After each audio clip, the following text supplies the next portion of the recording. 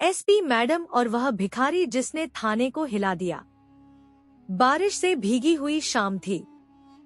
सड़क पर अंधेरा जल्दी उतर आया था। उसी वक्त एसपी सुहानी सिंह अपनी जीप से उतरकर बाजार में गश्त कर रही थी। सुहानी अपनी सख्ती, ईमानदारी और तेज दिमाग के लिए जानी जाती थी।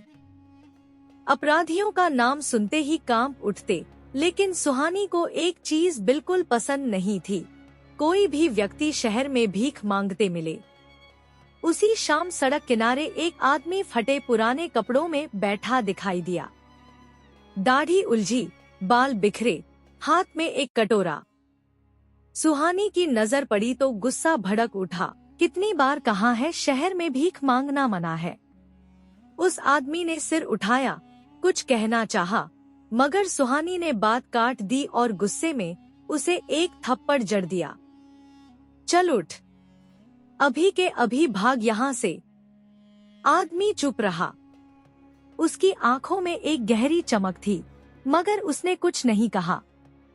वह धीरे से उठकर दूसरी तरफ चल दिया।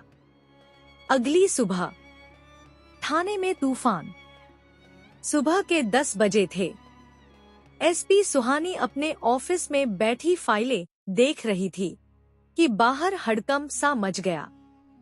एक बड़ी सफेद गाड़ी थाने के गेट पर रुकी और उससे शहर के सबसे बड़े उद्योगपति विक्रम मेहता उतरे, वही इंसान जिनका शहर की राजनीति और प्रशासन में बड़ा प्रभाव था। सुहानी चौंक गई। उन्होंने तुरंत सलामी दी। सर, आप अचानक यहाँ? विक्रम मेहता ने कड़क आवाज में कहा, एक बेहद गंभीर शिकायत लेकर आया हूँ मैडम। थाने में सन्नाटा छा गया। शिकायत जिसने सबको हिला दिया। विक्रम ने मेज पर एक फोटो रखा। आप इस आदमी को पहचानती हैं? सुहानी ने देखा, वही भिखारी। जी हाँ, कल सड़क पर मिला था। भिखारी है, भीख मांग रहा था। विक्रम ने बात काट दी। वह भिखारी नहीं, शहर का सबसे बड़ा समाजसेवी रघुवीर मेहता है, मेरे बड़े भाई। यह सुनते ही सुहानी के कदम लड़खड़ा गए। पूरा थाना स्तब्ध हो गया। विक्रम ने आगे कहा, भाई साहब गरीबों की हालत समझने के लिए दिन में 2 दिन भिखारी बनकर घूमते हैं। कल आपकी वजह से वे इतनी शर्मिंदा और अपमानित हुए कि रात भर अस्पताल में रहे, मानसिक शॉक में चले गए थे। सुहानी के चेहरे का रंग उड़ गया। उनके भीतर जैसे तूफान सा उठने लगा। सच का सामना। सुहानी तुरंत अस्पताल पहुंची। वहां वो आदमी यानी रघुवीर मेहता खिड़की के पास बैठे मुस्कुरा रहे थे। शायद वे सुहानी को आते देख ही रहे थे। सुहानी धीमे स्वर में बोली, सर, मुझसे गलती हो गई। मैंने आपको बिना सुने, बिना समझे। थप्पड़। रघुवीर ने हाथ उठाकर उन्हें रोका। मैडम, थप्पड़ से दर्द नहीं हुआ। दर्द इस बात का हुआ कि एक इंसान की हालत देखकर आपने उसे अपराधी समझ लिया। सुहानी की आंखें नम हो गईं।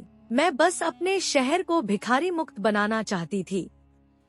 रघुवीर मुस्कुराए, लेकिन मैडम, समाज सेवा सिर्फ अपराध पकड़ने से नहीं होती, किसी की हालत समझकर उसे उठाने से भी होती है। उनके ये शब्द सुहानी के दिल में गहरे उतर गए। थाने का बदलता रूप। सुहानी ने उसी दिन आदेश जारी किए। अब कोई भी गरीब, बेघर, अनाथ या लाचार व्यक्ति थाने में आने पर अपराधी की तरह नहीं, बल्कि सम्मान के साथ स्वागत पाएगा। थाने का एक कमरा सहायता कक्ष बना, जहां खाने, कपड़े, दवा और कानूनी मदद की व्यवस्था शुरू हुई।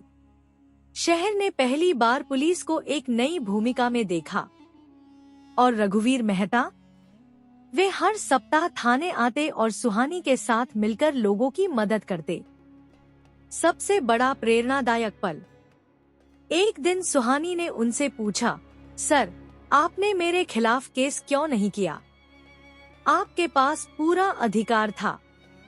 रघुवीर ने शांत स्वर में कहा, किसी की गलती पर गुस्सा करना आसान है, पर किसी को उसकी गलती से बेहतर बनाना, यह असली समाज सेवा है।